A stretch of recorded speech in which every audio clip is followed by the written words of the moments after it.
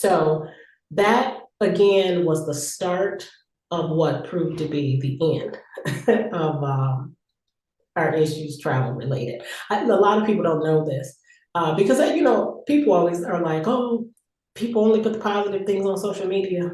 I've primarily talked about two things on social media: my weight loss years ago and travel, and for two reasons. Because I've always wanted to show people that it can be done, right?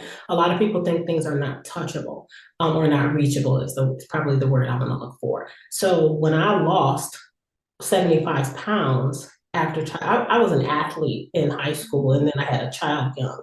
And then when I was a size 00, stepping on stage, and a lot of people always thought, oh, you have to go get um, a tummy tuck, or you have to, people saw me in the gym. Mm-hmm. You want to know when I went and had extra skin removed, I've never had a tummy tuck, is after I was a size 00. And I was on stage and skin was still showing. And so I've only mostly talked about weight loss and then travel, because as Black Americans, Americans, period, we don't travel the world like other countries do. Mm-hmm. And so I wanted to show, again, it's attainable. Like, I'm going to Japan for $300. Like, here, it's not me bragging. Let me show you how you can also do it, right?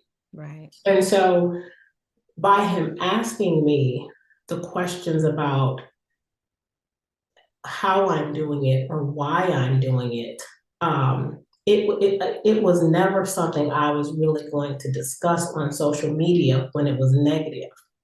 And so I never really told people, we went to Colombia. I left him in Colombia. I've never left a trip. I've never left a trip early. I flew back home. I changed my flight. I flew back home early because travel with him was so miserable. And I love to travel. I didn't love it enough to be miserable. And so a lot of people didn't know he was spending New Year's Eve in Colombia by himself. I was at home cooking for my kids. Well, I can say this, knowing you, Juanita, you're very serious about your travel. It's like the air that we breathe.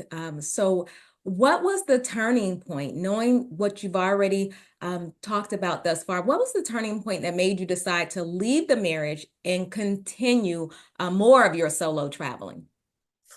So I'll say this, travel was not the reason that I left. However, it was just one of the additional red flags, right? That incompatibility that I just talked about, like even on the trips, a lot of that carried into the house.